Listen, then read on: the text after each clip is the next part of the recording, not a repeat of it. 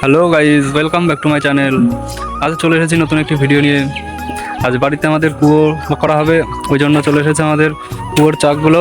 পেছনে দেখতে পাচ্ছ কুয়োর চাক ভ্যানে রাখা আছে। আর এদিকে আমাদের বাড়িতে করা হচ্ছে কুয়োর সেই গর্ত। এখানে সেই দুটো কাকু মিলে দেখো কত বড় কুয়ো করা হয়েছে।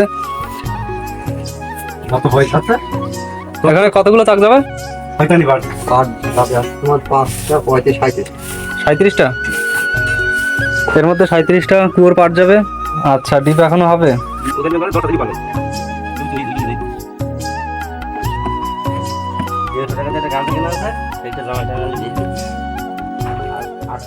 আমাদের এই কলের নিচটা পাকা করে দু একদিনের মধ্যে পাকা করতে হবে। আর এখানকার জলটা সোজা চলে যাবে আমাদের যে নতুন কুয়ো করা হচ্ছে, পাইপে করে সোজা চলে যাবে কুয়োতে।